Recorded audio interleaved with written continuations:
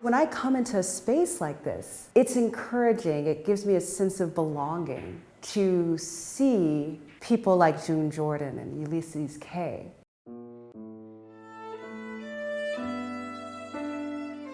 I'm reminded here also, when I look at her portrait, about her book, Who Look at Me, and that dialectic of looking, right?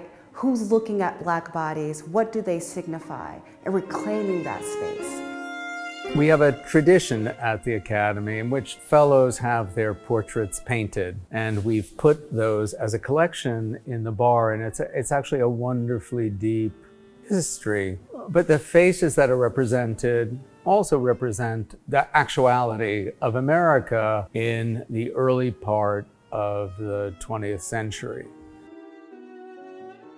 The bar portraits at the American Academy in Rome have a long history, but they haven't actually been exhibited throughout that entire time. And it really wasn't until the 1980s that they were installed.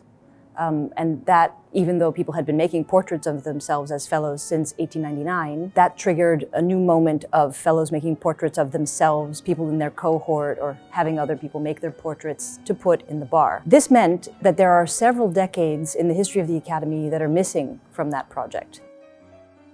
During the pandemic, former Heiskell Arts Director Elizabeth Rodini engaged artist Whitfield Lavelle, a resident of the American Academy at the time, in conversation and reflection on the importance of portraiture. Against the backdrop of Black Lives Matter and the racial reckoning America faced during this time, Rodini and Lavelle talked about the ways in which we, as artists, humanists, scholars, creatives, could contribute to the discourse through representation, exhibiting the faces and narrating the stories of the pathbreakers who have been part of this community and have paved the way for change.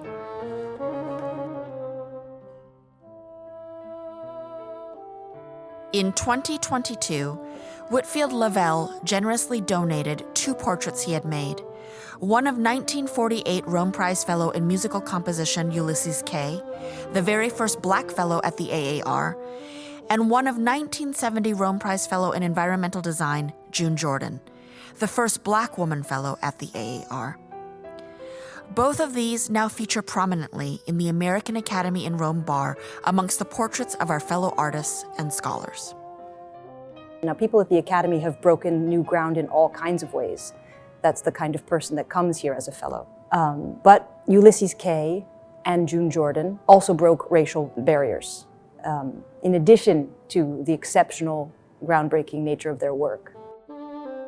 There is a sense in which the Academy better reflects the complexity of the American condition, which is especially important for an institution abroad that's often looked to represent American culture in all of its complexity, both the positive and negative aspects of our own history. What's so really interesting about this space for me is that not only is it a gallery, it's a bar, it's a place of fellowship and communion. This is where you talk, right? And so who are you in the presence of talking, right? You are in fellowship and communion with these people. And it would be inaccurate for a wall to be completely monochromatic white, because that's not who these composers are actually in conversation with, right? They are absolutely in conversation with the African diaspora, with people like Ulysses Kay. And so it feels right to have his presence there because it's an accurate representation of America. And what you see with this very small, really, insertions, just the changing of a few portraits at the bar, what you see is the beginning of change. You see instances of change that then opened the doors for more change. African American history is American history, right? And so here we're celebrating that. We're celebrating a history of the diversity that makes America great. And it's a legacy I'm profoundly humbled to be a part of.